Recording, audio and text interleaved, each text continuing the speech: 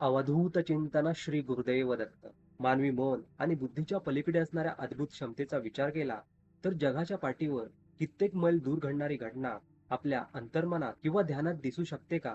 हा प्रश्न विज्ञान आणि अध्यात्म या दोन्ही स्तरांवर अत्यंत उत्सुकतेचा आणि संशोधनाचा विषय राहिला आहे. सनातन परंपरेतील योगशास्त्र सांगते की जेव्हा एखादी व्यक्ती ध्यान साधनेच्या परमोच्च शिखरावर पोहोचते तेव्हा तिची पंच ज्ञानेंद्रिये अंतर्मुख होतात आणि तिच्या अंतःकरणात असणारे तिसरे नेत्र म्हणजेच आज्ञाचक्र जागृत होते, ज्याच्या मदतीने काळाच्या आणि अंतराच्या मर्यादा ओलांडून दूरवर घडणाऱ्या घटना जशात तशा पाहणे शक्य होते. या अद्भुत क्षमतेला प्राचीन ग्रंथांमध्ये दूरदृष्टी किंवा दिव्यदृष्टी असे म्हटले गेले आहे, ज्याचा सर्वात मोठा पुरावा आपल्याला महाभारतात मिळतो, जिथे महर्षी व्यासांनी दिलेल्या दिव्यदृष्टीच्या बळावर संजयाने कुरुक्षेत्रावर शेकडो मैल दूर घडणारे युद्ध हस्तिनापूरच्या महालात बसून पाहिले आणि त्याचे थेट वर्णन धृतराष्ट्राला ऐकवले.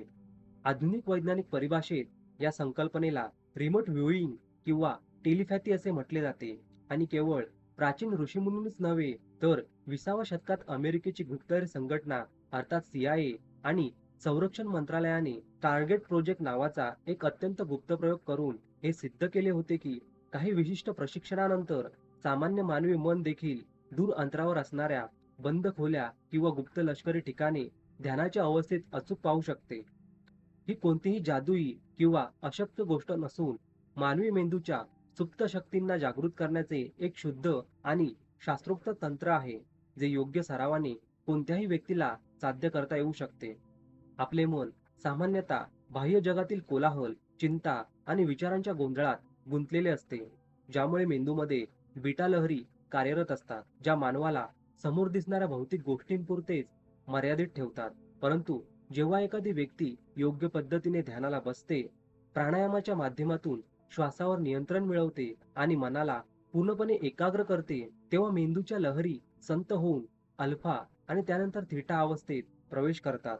थीटा ही तीच मानसिक अवस्था आहे जिथे मनुष्य जागरूक आणि सुप्त मनाच्या सीमेवर असतो आणि याच अवस्थेत विश्वातील सर्वव्यापी ऊर्जेशी त्याचा संपर्क प्रस्थापित होतो, ज्याला क्वांटम फिजिक्समध्ये क्वांटम एन्टँगलमेंट म्हटले जाते, जिथे अंतराचे नियम पुसले जातात आणि विश्वाच्या एका कोपऱ्यात असणारा कण दुसऱ्या कोपऱ्यातील कणाशी क्षणात जोडला जातो. या ध्यानावस्थेत दूरची घटना पाहण्याची प्रक्रिया समजून घेण्यासाठी मानवी मेंदूतील पिनियल ग्लँड म्हणजेच तिसरा डोळा याचे कार्य समजून घेणे अत्यंत गरजेचे आहे, कारण ही ग्रंथी मानवी शरीरातील जैविक घड्याळ नियंत्रित करण्यासोबतच उच्च आध्यात्मिक अनुभूतींचे मुख्य केंद्र मानली जाते.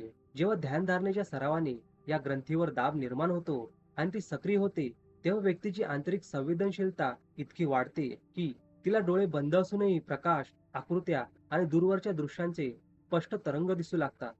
सुरुवातीला हा सराव करताना साधकाला केवळ काही अस्पष्ट रंग किंवा प्रतिमा दिसतात, परंतु जसजसा मनाचा संतपणा आणि एकाग्रता वाढत जाते, तसतसे अंतर्मनातील पडद्यावर दूर देशामध्ये किंवा बंद जागेत घडणाऱ्या घटना एखाद्या चालत्या चित्रपटासारख्या स्पष्ट दिसू लागतात. या प्रक्रियेत सर्वात महत्वाची अट म्हणजे मनातील संशयाचा पूर्ण अभाव आणि पूर्ण शरणागत भाव असणे.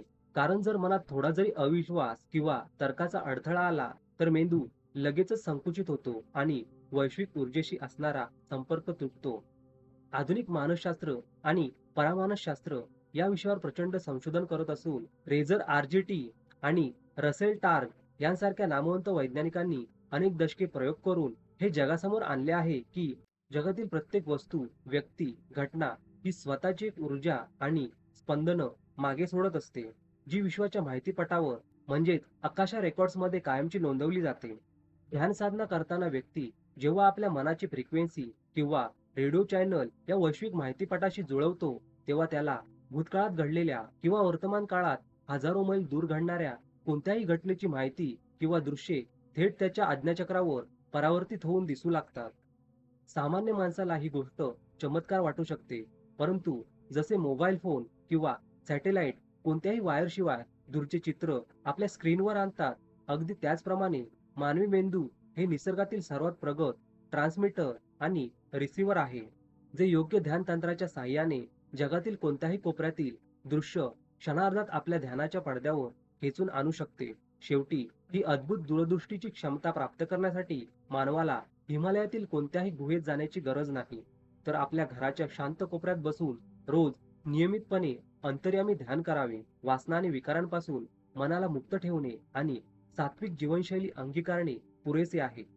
जेव्हा तुम्ही पूर्ण शांततेत स्वतःच्या श्वासाशी एकरूप होऊन विचारांच्या पलीकडे जाता, तेव्हा तुमचे मन हे वैश्विक मनाचा भाग बनते आणि त्या क्षणी दूर घडणारी कोणतीही घटना तुमच्या ध्यानात अगदी स्पष्टपणे दिसू लागते. ज्याला विज्ञानाचा आणि अध्यात्माचा पूर्ण आधार आहे. दूर घडणारी घटना ध्यानात स्पष्टपणे पाहण्याची क्षमता विकसित करण्यासाठी मानवी शरीरातील ऊर्जा केंद्रे आणि मेंदूच्या सुप्त शक्तींना एका विशिष्ट शास्त्रोक्त पद्धतीने जागृत करावे लागते. प्राचीन योगविज्ञान आणि आधुनिक परामानसशास्त्र या दोन्हींच्या अभ्यासानुसार या प्रक्रियेची सुरुवात भुवयांच्या मध्यभागी असणाऱ्या आज्ञाचक्राच्या जागृतीपासून होते, ज्याला सामान्य भाषेत तिसरा डोळा किंवा पिनियल ग्लँड असे म्हणतात. हे चक्र मानवी शरीरातील दिव्य दृष्टीचे आणि दूरगामी संवेदनशीलतेचे मुख्य केंद्र असून याला सक्रिय करण्यासाठी रोज नियमितपणे शांत खोलीत बसून अंतर्मुख ध्यान करावे लागते. सुरुवातीला डोळे बंद करून आपले संपूर्ण लक्ष दोन्ही भुवयांच्या मध्यभागी केंद्रित केल्यावर साधकाला केवळ अंधार किंवा धुसर प्रकाश दिसतो. परंतु जसजसा सराव गहिरा होतो, तसतशी तिथली जैविक ग्रंथी उद्दीपित होते आणि भौतिक डोळे बंद असतानाही अंतर्मनाचा एक असा पडदा तयार होतो, जो बाहेरील अदृश्य तरंगांना चित्राच्या रूपात ग्रहण करू शकतो. आज्ञाचक्र सक्रिय होत असताना मनाला पूर्णपणे निर्विचार आणि संथ करणे अत्यंत गरजेचे आहे, कारण जोपर्यंत मनातील विचारांचा कोलाहल थांबत नाही, तोपर्यंत मन दूर अंतरावरील सूक्ष्म स्पंदने पकडू शकत नाही. यासाठी प्राणायामाची, विशेषतः अनुलोम विलोम आणि कुंभकाची जोड दिली जाते, ज्यामुळे मेंदूचे डावे आणि उजवे दोन्ही गोलार्ध संतुलित होतात आणि नेहमीच्या धावपळीत बीटा पातळीवर असणाऱ्या मेंदूच्या लहरी संत होऊन थिटा अवस्थेत प्रवेश करतात. ही थिटा अवस्था अशी मानसिक पातळी आहे की जिथे साधक जागृती आणि सुप्त मनाच्या सीमेवर उभा असतो आणि याच अवस्थेत विश्वातील सर्वव्यापी माहितीचा साठा असणाऱ्या आकाशा रेकॉर्ड्सशी त्याचा थेट संपर्क प्रस्थापित होतो. या वैज्ञानिक आणि आध्यात्मिक अवस्थेमध्ये अंतराचे भौतिक नियम पूर्णपणे पुसले जातात आणि साधक हजारो मैल दूर असणाऱ्या व्यक्तीच्या किंवा जागेच्या ऊर्जेशी क्षणार्धात एकरूप होऊ शकतो, ज्याला आधुनिक विज्ञानात रिमोट व्ह्यूइंगचे तंत्र म्हटले गेले आहे. या अद्भुत दृष्टीचा प्रत्यक्ष सराव करण्यासाठी साधकाला सुरुवातीला काही साधे कौटुंबिक प्रयोग करावे लागतात, ज्यामध्ये पूर्णपणे शांत आणि निर्विचार अवस्थेत जाऊन आपल्या एखाद्या दूर राहणाऱ्या मित्राचा किंवा नातेवाईकाचा चेहरा अंतर्मनात आणावा लागतो. त्या क्षणी ती व्यक्ती कुठे असेल किंवा काय करत असेल याचा बुद्धीने कोणताही तर्क न लावता केवळ शांत राहून अंतर्मनाच्या पडद्यावर जे पहिले दृश्य, रंग, वस्तू किंवा भावना उमटेल तिचे साक्षीभावाने निरीक्षण करावे लागते. ध्यान संपल्यानंतर जेव्हा प्रत्यक्ष पडताळणी केली जाते, तेव्हा सुरुवातीला काही अंदाज चुकतात, परंतु जसजशी मनाची एकाग्रता अचूक होते, तसतशी दूर घडणाऱ्या घटनांची दृश्ये जशीच्या तशी हुबेहूब ध्यानात दिसू लागतात. या संपूर्ण प्रक्रियेमध्ये कमालीची मानसिक आणि शारीरिक शुद्धता राखणे अनिवार्य मानले गेले आहे, कारण या ऊर्जेचा वापर केवळ आध्यात्मिक प्रगतीसाठी आणि कल्याणासाठी करणे शास्त्राला अभिप्रेत आहे. जर साधकाच्या मनात मला चमत्कार दाखवायचा आहे असा अहंकार निर्माण झाला किंवा हे खरोखर शक्य आहे का असा संशय आला, तर मेंदू तात्काळ आकुंचन पावतो आणि वैश्विक ऊर्जेशी असणारा संपर्क एका सेकंदात तुटतो. म्हणूनच अतिशय सात्विक आहार पद्धती अंगीकारून, वासना आणि मानसिक विकारांपासून दूर राहून जेव्हा एखादी व्यक्ती अत्यंत गोपनीयतेने आणि निस्वार्थ भावनेने या ध्यान पद्धतीचा सराव करते, तेव्हाच तिची संवेदनशीलता विश्वाच्या पातळीवर विस्तारते आणि तिला दूरदेशात घडणारी कोणतीही घटना स्वतःच्या अंतर्मनाच्या पडद्यावर स्पष्टपणे पाहणे सहज साध्य होते. मला अशी खात्री आहे की तुम्हाला ही माहिती समजलीच असेल आणि उपयुक्त वाटली असेल. जर तुम्हाला हा व्हिडिओ आवडला असेल तर या व्हिडिओला लाईक करा आणि अशाच दत्तभक्तीपर उपयुक्त व्हिडिओसाठी या चॅनलला सबस्क्राईब करा आणि या दत्त परिवाराचे सदस्य व्हा आणि हा व्हिडिओ जास्तीत जास्त दत्त भक्तांपर्यंत पोहोचवा, जेणेकरून त्यांनाही या माहितीचा उपयोग होईल. आणि हो, कमेंटमध्ये श्री गुरुदेव दत्त असं लिहायला विसरू नका. श्री गुरुदेव दत्त.